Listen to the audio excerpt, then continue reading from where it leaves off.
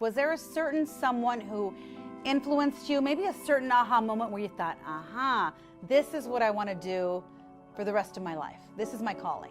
Well, I don't know that I knew at the very beginning it was something I wanted to do for the rest of my life, but I knew it was that aha moment that I had when I was working at a job that I had before I was a police officer, and we hired off-duty police officers. And when I got to know them, everybody has a concept of what the police are, and then you get to know them and they're just people, And I started to see that was something that really interested me. So that started the journey. I did not come up from a traditional law enforcement family. Yeah, it's definitely something that you really have to have your heart into, right? It is, especially you talking, this was in the early 90s, and of course the job did not pay very well. And so you were doing it because I think people got into the line of work. It was something that they had a calling for, and they had a call to service. And I certainly felt that, and I just loved that I got to help people, and it was such a cool job, There were days where I was like, I can't believe I get paid to do this. You've been policing for 28 years? Coming up on 29. 29 years. What were some of the changes, and what are some of the changes that you've seen? Well, probably the most stark change is there are cameras everywhere now. When I started, having a surveillance camera was a rare occurrence. We didn't have cameras in vehicles. As a matter of fact, we had just started getting the computers in the cars, and it was just a very different time. And it's been a good change, I think, to really highlight everything that we do. Transparency is great, for both sides. It is. It's what's critical, and the transparency. I'm not sure that we realized it back then, but that is what builds public trust. And so, the more transparent that we can be, I think it's going to be better in the long run. You're from El Paso. I am. I'm from Laredo, both predominantly Hispanic cities. I moved here for the first time when I went to UT Austin in 1996. It was an adjustment, to say the least, for myself. How much of a culture shock was it for you when you moved here to Austin? So I think that's the exact right words, culture shock. I came from a community that was 75% Hispanic, and I felt like everywhere I looked, there was somebody that looked like me.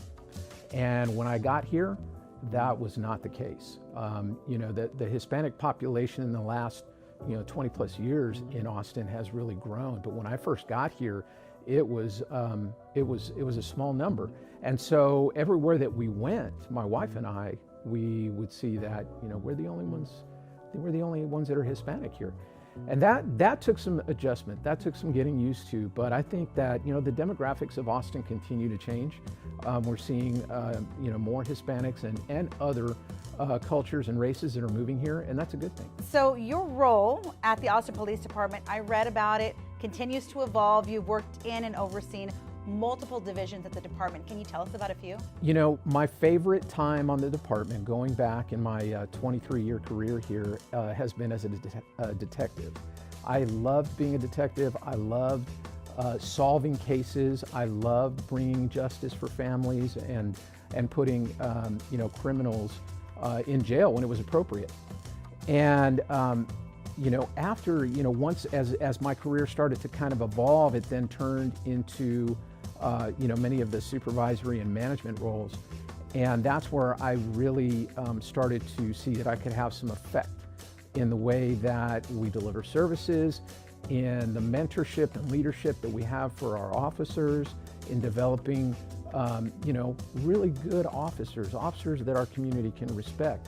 And so over the years, I've overseen many areas, and then with the last almost 5 years as an assistant chief, almost all the areas of the department. So I feel like I have a good depth and breadth of experience in police work. If you kind of have your hand in different fields or different departments, you have just an understanding of what others are dealing with, the trials, things that they need. So how do you hope to use this well-rounded experience that you have, especially if you aim to take the chief role? I think that it is incredibly important to bring somebody into that role that understands, not only the operational parts of policing. So we have lots of divisions and units that do all different kinds of things to keep the city safe. You also have to have a good global view of where the police department sits in city government, in the community, and that we, are by no means the end all be all of what there should be for public safety. So, right now the city is going through this reimagination process and looking at how we are delivering public safety services to the community. So having a good understanding of kind of what are the things that other city departments can bring to the table, and how can we partner with them so that we have better outcomes. One of the most important things for me is that putting people in jail should be a last resort. And that is one of the things that I stress right now in my role and in the roles that I've held, is we need to look for alternative outcomes, because that really is a stopgap. That does not solve the problem. It just really puts a Band-Aid on it. We need to be looking upstream to, how did this person get here, and how can we keep other people from getting to this point?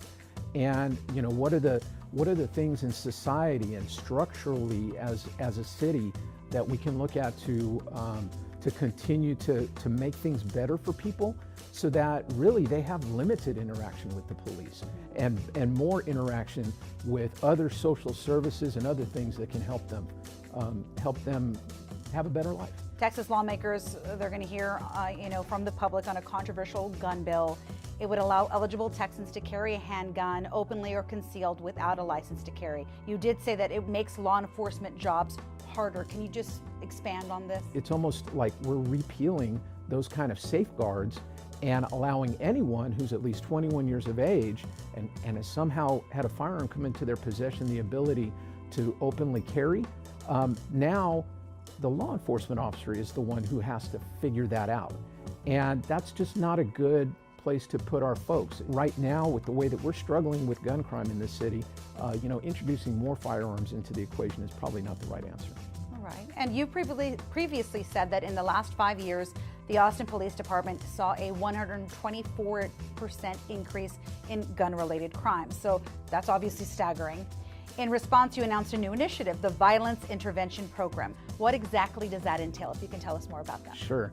So this is a program that we have a number of units in 2 different areas that are working collaboratively in the police department to target offenders that are using guns as part of violent crime.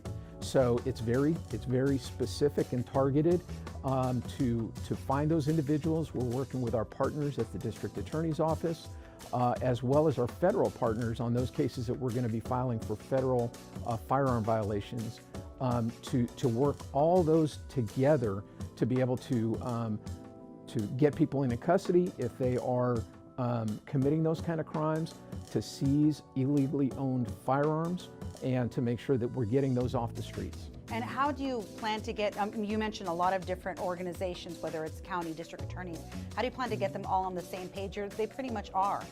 We've had a lot of leading up to the introduction of the program, we've had a lot of discussions with the U.S. Attorney's Office.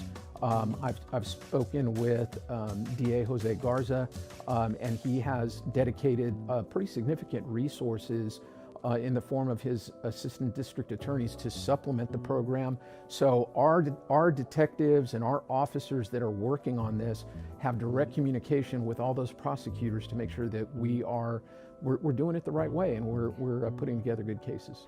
And explaining that sometimes can be a little tough. Mm-hmm.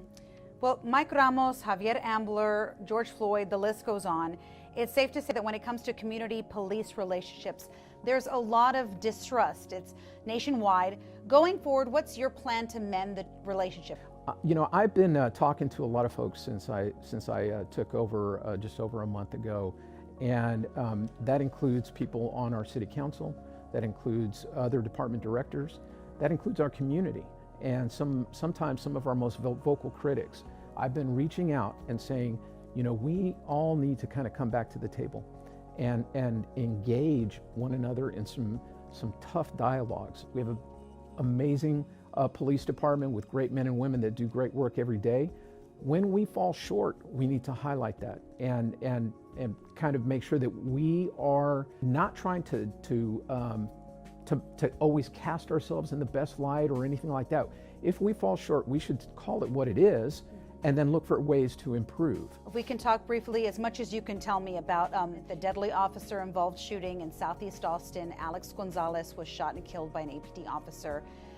Now, obviously, that video is public. What can you tell us at this point? You know, there's not much more that I can go into. The video kind of has to speak for itself and what we put out. That case obviously is still ongoing and is under 2 different investigations, both administrative and criminal.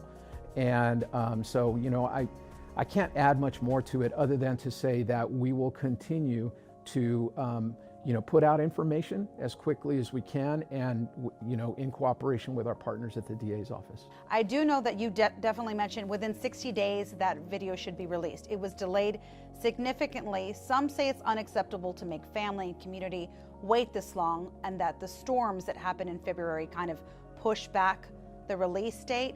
Can you explain maybe why that delayed the release until nearly May? And that's not necessarily what you normally do. So we have a, you know, that is one of the causes, is that we had a week-long delay because of the snowstorms, and everything was taken offline. And then getting that process restarted sometimes as people are coming in and trying to catch up with their normal work that they have will cause some delays as well. We have a number of stakeholders that go into the production of that video.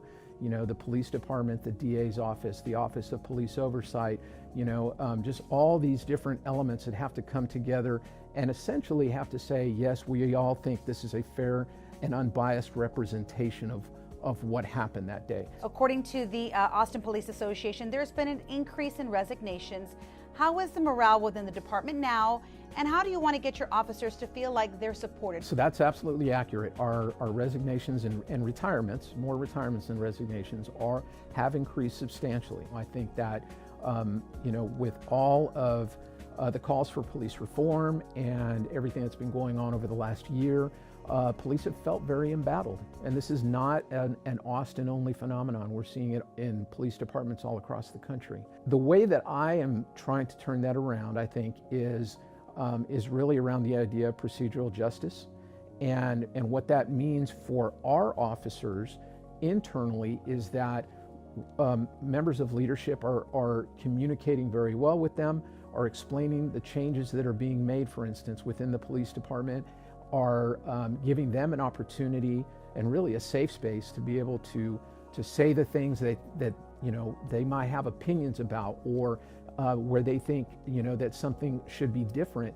When I build that internal procedural justice, that in turn is going to turn into external in the way that our officers deal with members of the public. I can imagine with the pandemic and everything that's gone on the past year, the stress level's high. It is. It is. So we have to manage that. We've got to continue to have our officers, you know, be professional, to lead with a servant's heart, and take care of this community and take care of themselves. What we are now learning in the neurobiology of trauma is that, you know, the constant, what our officers see on a daily basis that's traumatic, even our call takers in our 911 call center who have to listen to that every call, that can be very, very traumatic. And so we're recognizing that and providing resources to them to where they can step forward and get the help they need when they're struggling or before they start to struggle. Now let's talk about the Cadet Academy. It's starting back up after being temporarily halted. So what changes do you expect to be made to the training? Significant changes. So we have you know, there's a report that was authored by a firm that was hired by the city to come in and do a comprehensive review of our training academy, as well as a blueprint to get us back on track. We have made significant strides in completing the tasks on that blueprint, and we'll have all of those tasks completed within approximately 30-35 days. So by the time that we have a new academy slated to start on June the 7th, that we will have completed all of the tasks that have been laid out in that blueprint and can kind of help answer and satisfy those questions that are lingering. De-escalation training, are you focusing on that as well? We're focusing on things like de-escalation, on communication, I mentioned procedural justice.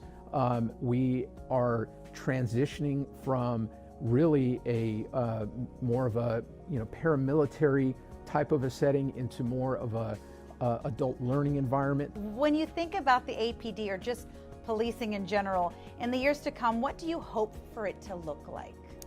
I hope that we are able to accomplish what our mission and vision is to be to be highly respected by our community, to feel engaged and trusted.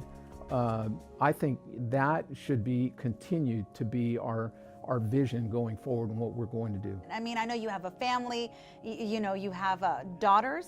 I have 3 daughters. 3 daughters. So in your free time, I noticed that you volunteer with Special Olympics Texas, as well as the Austin Miracle League, a baseball league for children with special needs. To dedicate time out of your work time to something like this, to these organizations, they must mean a lot to you. Why do they mean so much to you? So one of my daughters has special needs, and so that is how I got into the Special Olympics. And when you get into that community, it will fill your heart. It's rewarding. It is so rewarding, and the kids and the athletes are so amazing, and it is a close-knit community. And so it's something that I really love putting a lot of time and effort to. It's a passion project, and when you do that, it doesn't feel like you're working at all.